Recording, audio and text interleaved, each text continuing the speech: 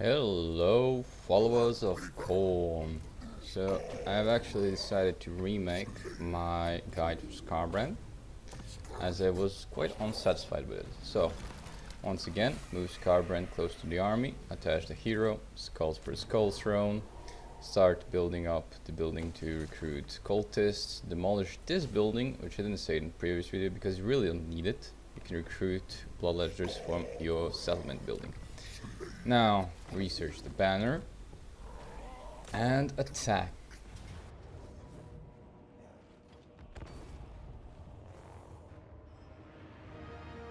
This time I will actually be speeding up these battles. So again, nothing special, use summons beyond, weaken the enemy before you attack them. Try to kill as many as you can without them running off, as that's all experience you will not get. And just charge and kill them.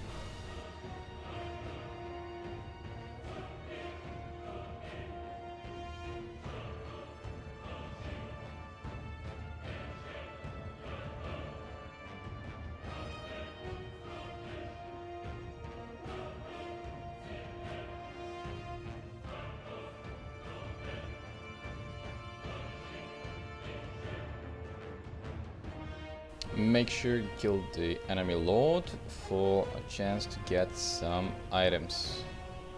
Once you've finished that battle,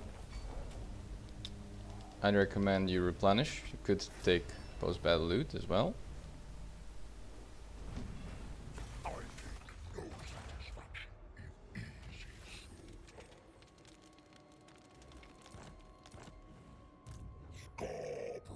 Put in your skill points.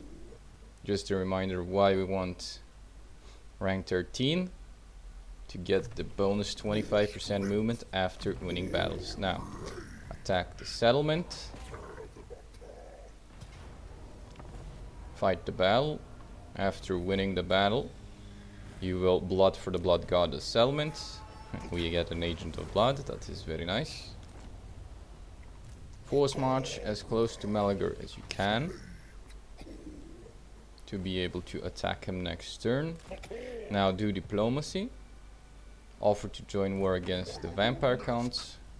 Get money for it. And end the turn. Now, next turn,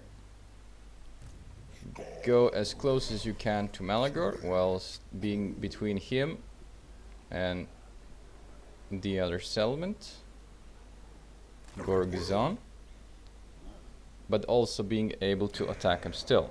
Now, you can force march now or after you besiege the settlement. Your bloodhost as close to the settlement as you can. Mash one finger should be standing between Gorgazon and Malagor. If it's not, well, you can restart the campaign. Declare war on Malagor and attack.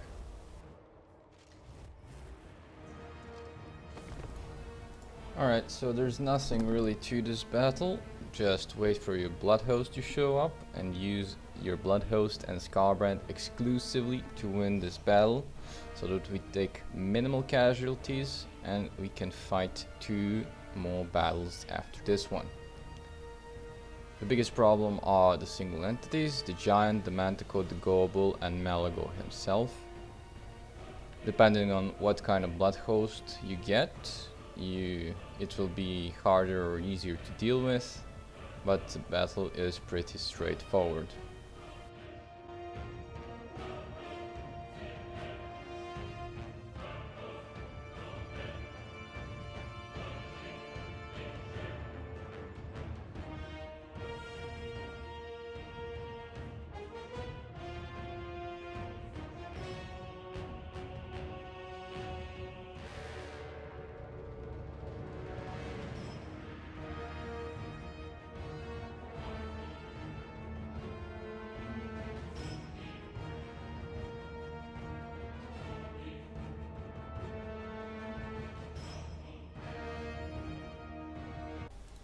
Alright, so after winning the battle against Malagor, you will blood for the blood god settlement.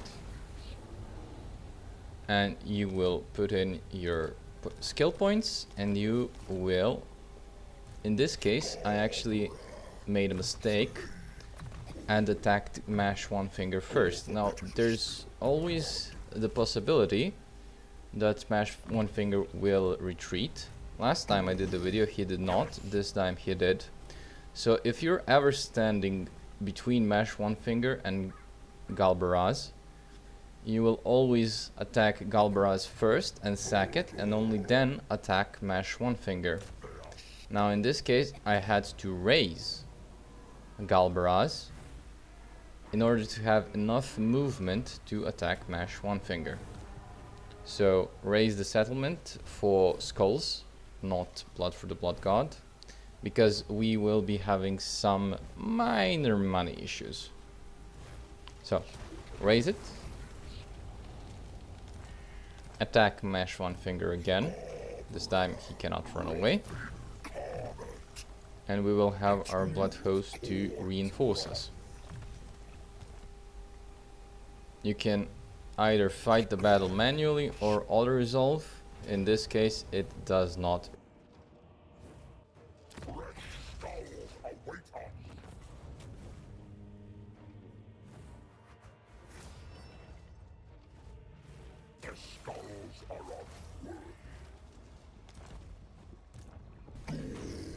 Now you will go into encamp stance and move to where Wurrzag will force march.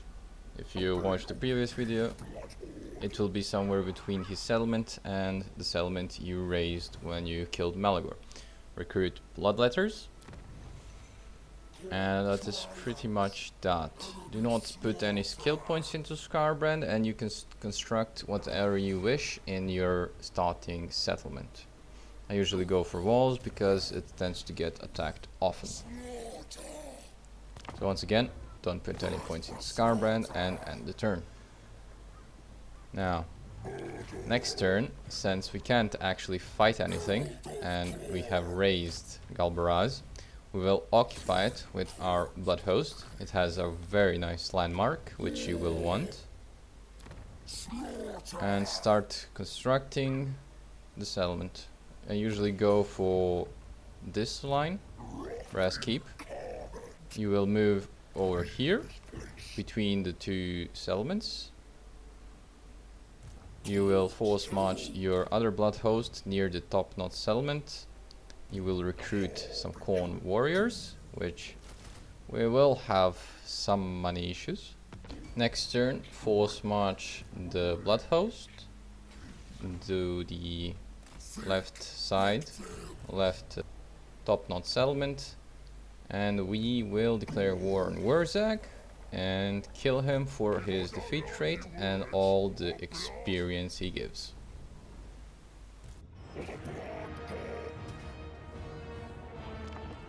So the battle is not difficult. It is the biggest battle you will fight this campaign, or rather against the biggest force.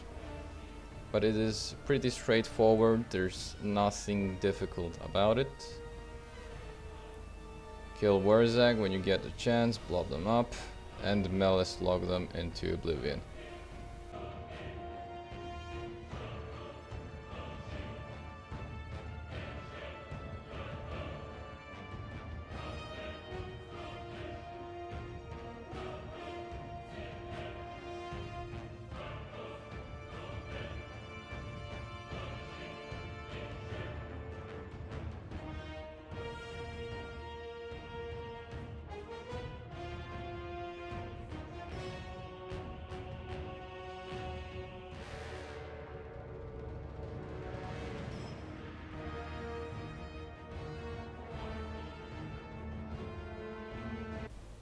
Alright, so once you've fought the battle, you will have to take the favor here, because if you occupied Galbaraz, you will have to take the favor, because we will be having some money issues and we will not be able to recruit all the units we want. Now, move Skarbrand in this position so that we can attack next turn the army that will come down into the settlement as well. And we will not actually be recruiting Chaos Warriors, but actually some Marauders. If you are not confident, you will only recruit 2. If you are confident that the top knots will attack one of your bloodhosts, then you will recruit a 3rd Marauder. Now, I knew they were going to attack my force marched bloodhost no matter what, so I actually put in another Marauder to recruit. Don't forget to move your other bloodhost as well, so you can have more battles next turn. Now, end the turn.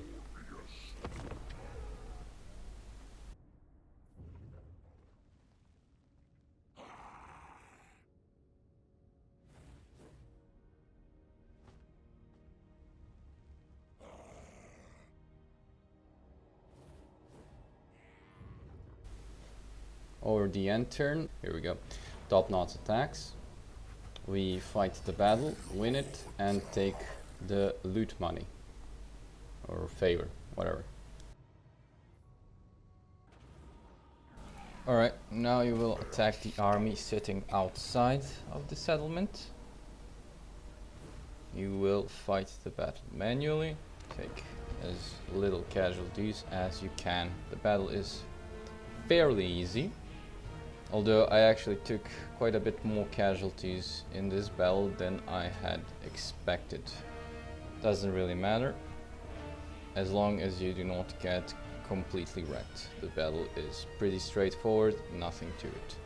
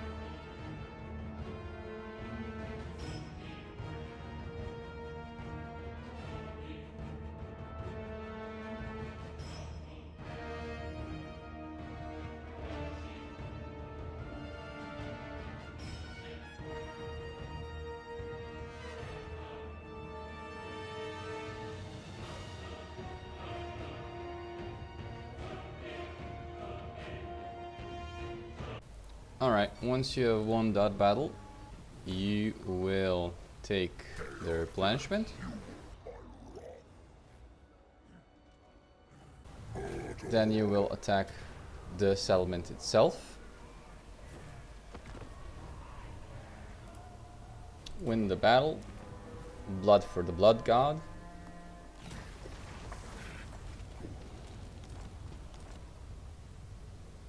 Now, here you will have enough movement to first attack the army that's actually escaped, and attack Khorne afterwards.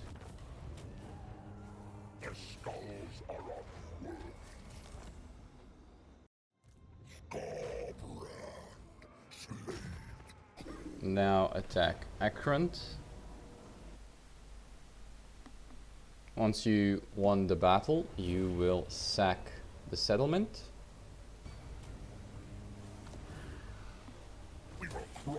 After sacking the settlement, you will go into ambush stance with Skarbrand.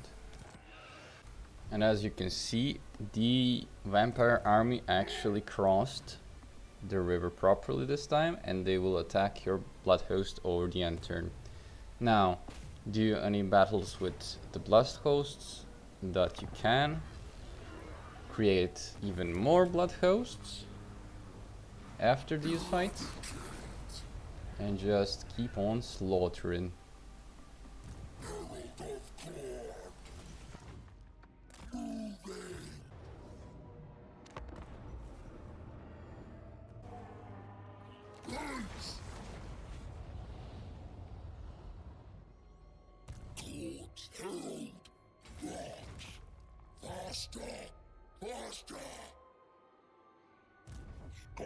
Once you finish that, just end the turn, and as you can see, the vampire count faction attacks you.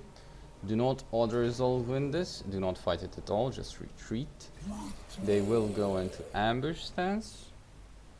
Remember where they went into ambush stance. And after the end turn finishes, you will get the banner. You can put the banner on Skarbrand as he still doesn't have his Skull Feast, so that he can regenerate in the battles.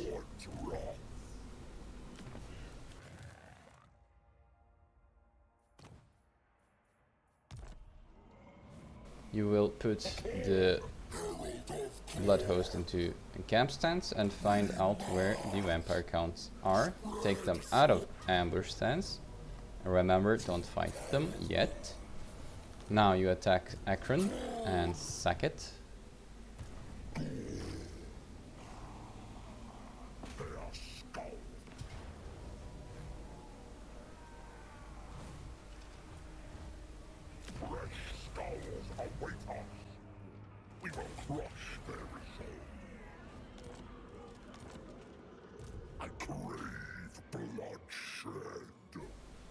Now launch the attack on the vampire counts. They will run away, but you can always attack with the bloodhost and kill them.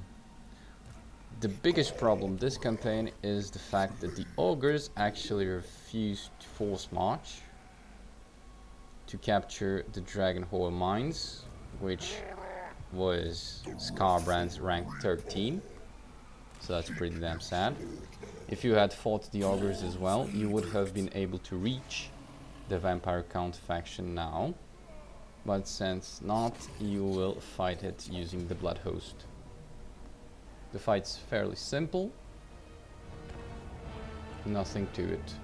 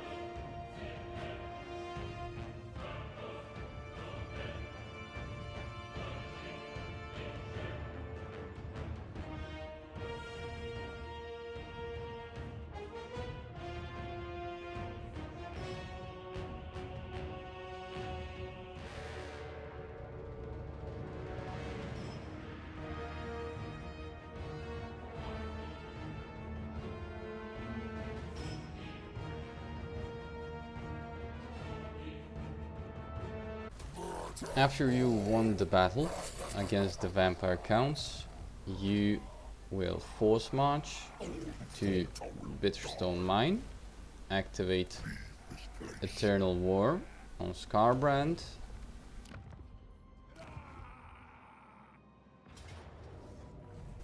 fight the battle, win it, and that will basically give you your rank 13. Now put all his skill points that you've been saving up into his unique skill line, and after winning battles you will gain 50% of your movement back, which is amazing. Well, this is where this guide ends. Sadly, it was not a perfect example again, but I guess nothing ever really is. Anyways, thank you for watching, and if you liked it, please consider subscribing.